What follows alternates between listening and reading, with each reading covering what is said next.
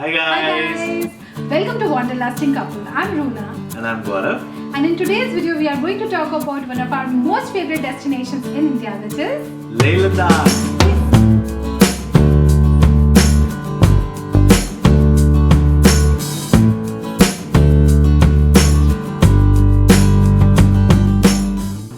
So in this video, we are going to talk about a 7-day itinerary of Leh Ladakh.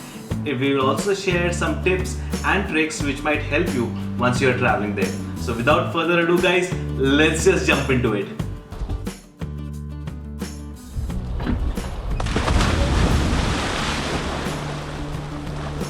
So day one is the day when you reach Leh. So you can either reach Leh by a flight from Mumbai, Delhi or any other big airports in India, or you can actually choose to drive using a bike from Delhi, Chandigarh, Manali. Many people choose to do so and it's quite an adventure guys.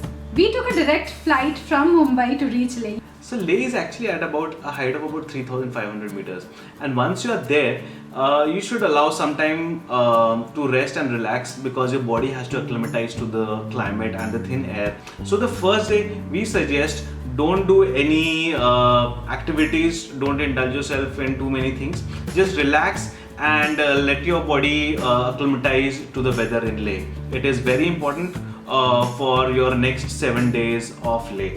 One more tip here is if you are taking a flight to reach Leh, don't sleep on the flight. You have to see how Leh looks from an altitude. It's out of the world.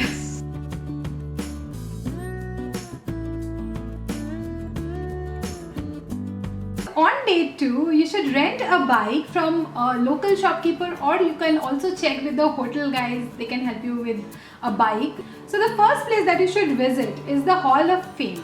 It's 10 to 15 minutes drive from the central part of Leh, and guys, it's a museum which is made by the Indian Army. It will give you a good glimpse of the lifestyle and the equipment of Indian Army, and you will be really overwhelmed to see how our army survive in the extreme conditions, and it's really nice experience. That's a must visit place. They also have a documentary which is also nice to watch. Once you're done with the Hall of Fame, you can continue your journey towards the Magnetic Hill. Once you're nearing the hill, it kind of pulls you towards it. Actually, the road that leads towards the Magnetic Hill, which is one of very large hill in the midst of the roads and so on and so forth, the road that leads towards it is actually a downhill. But because of the surrounding, it gives you an illusion that it's actually an uphill. So you start feeling that your car or your bike is being pulled towards that hill on an uphill, and it's actually an optical illusion. But it's real fun guys, and you can feel it once you are there. From there you should proceed towards the Indus and Zanskar river Sangam. It's again one of the very famous places to visit in Ladakh. So basically these two rivers have different colors, but if you see them separately, you will not be able to distinguish which is Indus and which is Zanskar. But at the Sangam point, you can actually see the difference between these two rivers. Indus is actually a little bit greenish in color, while Zanskar is a little bit bluish in color. And this site is absolutely stunning guys. You can stay there and you can click some beautiful pictures. Some people also go for river rafting at this place, which actually ends at this Sangam, but you can just go there chill as well if you want. So once you're done with these places, we believe that half of the day would be over, and then you can head back towards the Leh market. Why are we suggesting you to go to market on the first day itself? There are clearly two reasons for it. One is that the Leh market has got a lot of local travel shops. Okay, these guys arrange a lot of trips to Numbra, to Pangong, to other one-day trips out of Leh. And since there are so many of them, you can actually strike a good deal with the one that you are preferring to go with. Okay, it can be in group, it can be private, but it is good that you explore all of them. Second is that while the Leh market offers a lot of handicraft and junk jewelry shops and other things, it also has got a lot of eateries. Okay, and you can start trying the local cuisines on the first day itself once you are in Leh.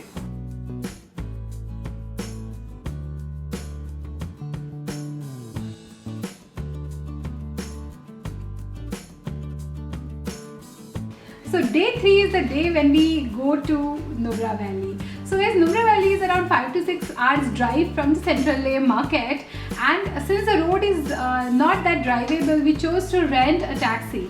This taxi guy was very friendly, and he actually shared a lot of tips with us. The best part about the trip from Leh to Numra is that it goes through Khardungla. Yeah. Now Khardungla actually at one point of time was known to be the highest motorable pass in the world.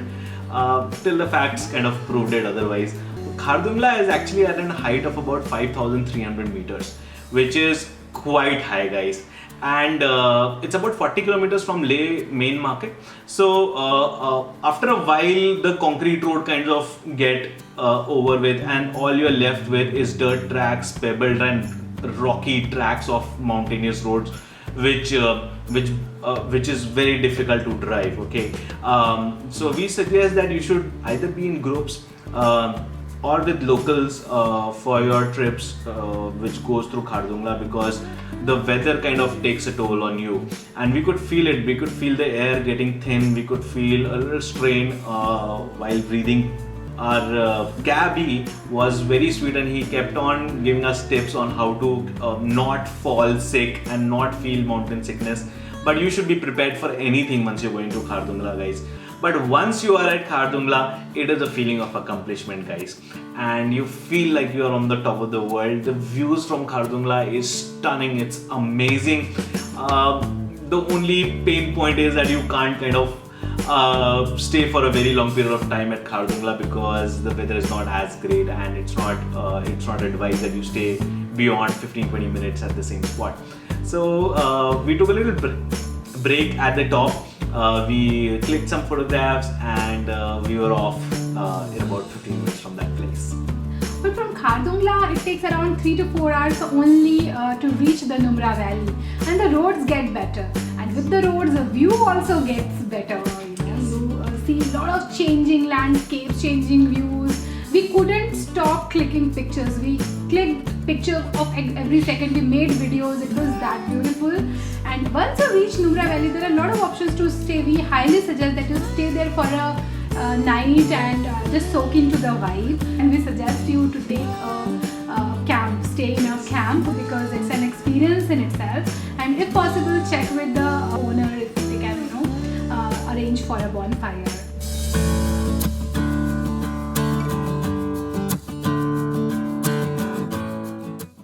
You should spend day 4 exploring the Numra Valley. So you can have your breakfast in the morning and just check out from your camp or hotel and go directly to the Diskit Monastery. Diskit Monastery is one of the oldest and biggest monasteries in the Nubra Valley. It is a huge statue of Lord Buddha. It is called Maitreya Buddha. It's golden in color and it's amazing. You must have seen some of its pictures in the backdrop of mountain. This statue stands, which is just breathtaking. You can easily spend 1 hour in this monastery. It has a small school as well for the Tibetan children, and once you are in the monastery, you can also see the valley, the village and the mountains. And once you're done with the monastery, you can head to this place which is called the Hundar Sand Dunes. Frankly, if you have not seen sand dunes earlier, it's unbelievable to have such kind of a terrain, such kind of a landscape in cold rocky mountains like this. And if you have not seen it in pics earlier, it comes all of a surprise. And it's like stepping into another planet altogether, where your terrain changes suddenly from rocky, dry mountains to these endless stretches of silver sand. It's so stunning and it's unbelievable, guys. You also come across these double humped camels there. Basically, these sand dunes are a home to these camels, and they are known as bacterial camels. Back in the ancient days, these camels were actually the sole mode of transport. So it's super stunning, a must place to visit. If you have time left in the day after that, you can also go and visit the Panamek village. It's very close to the Siachen glacier and it's also famous for the sulfur spring.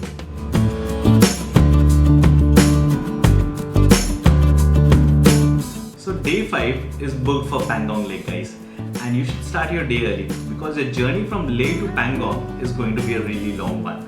It's actually about 200 kilometers, but it's all worth it. The mountainous road can be quite tricky and unpredictable at times, so make sure that you start early in the day. The road actually comes with a lot of surprises also. For example, you can come across the Himalayan marmot, which is the cutest mammal that we have ever seen. It's a distant cousin of a squirrel, just a little fatter, a little bigger than a squirrel, but they are absolutely adorable, guys. These mammals kind of stay in holes and burrows for about 6 to 7 months in a year, and they only come out in summer.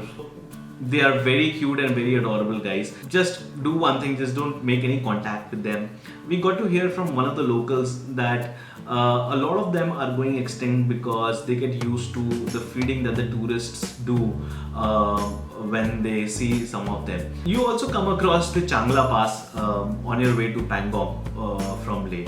And Changla again is one of, I think it's one of the third highest, it's the third highest motorable passes that you have in India. And Ladakh is known for its high altitude passes, by the way. And the scenery around it, the long roads that lead towards the pass are beautiful, guys, are beautiful. And you must kind of take a break for about 10-15 minutes on the top and click some pictures there. You also can see the Changla Baba temple on the top of the Changla Pass, which is also a site for visiting. But don't wait for long because the air there is again thin and you don't want to get sick on your way to Pangong. From Changla, it will take you around 150 kilometers to reach the Pangong Lake. The roads get better and so does the sight, the view. It's amazing, guys. You would like to stop at multiple places to click pictures. But trust me, once you reach Pangong and you will see it for the first time, you will be taken by surprise. It's that beautiful, guys. So Pangong Lake is one of the most beautiful lakes on this earth. It's the highest saltwater lakes across the globe. So a major part of the lake also is in China. It's on the other side of the border, but the part that we have is equally beautiful. It's surrounded by dry mountains, brown in color, but the lake is turquoise blue. It's beautiful, it's blue, the water is just transparent, clean, it's just out of the world. So people say that it changes color, so sometimes it becomes green, sometimes it also turns red. We have not seen that part, but yeah, we saw the blue lake and it was just breathtaking. So sunsets and sunrises at the lake is something which is just something you should not miss at any cost. And one other thing that you should definitely do is to stay at a campsite at Pangong Lake, because camps are something which is a different kind of experience in itself. As the sun goes down and it starts to get dark, you will experience the sky as you have never seen before. It's a sky full of stars, guys. So you can see the Milky Way. The stars twinkle there and you can capture it. You can just make videos, but trust me, it's the most amazing sights that you will ever see. So spend a beautiful night there if possible, experience a bonfire, but just soak into the vibe of that Pangong Tso at night. It's just out of the world.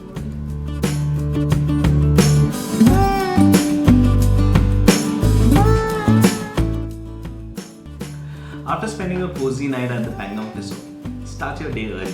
If you can see the sunrise at Pangong Lake, nothing like it. But once you're done with your breakfast, you can start heading back to Leh. And on the way, you can stop at some of the places where this movie Three Idiots was shot. It's a famous Bollywood movie, and the locations have become really famous across the globe for that. There's not much that you can do today because your journey is going to be really long. So once you reach Leh, just relax for the rest of the day.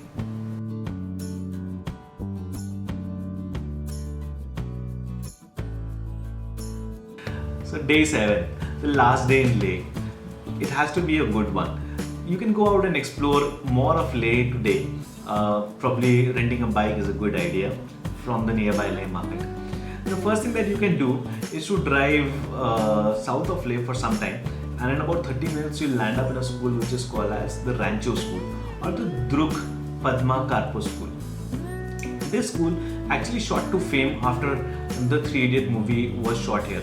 But it has got a lot more than just the movie wall which they have created.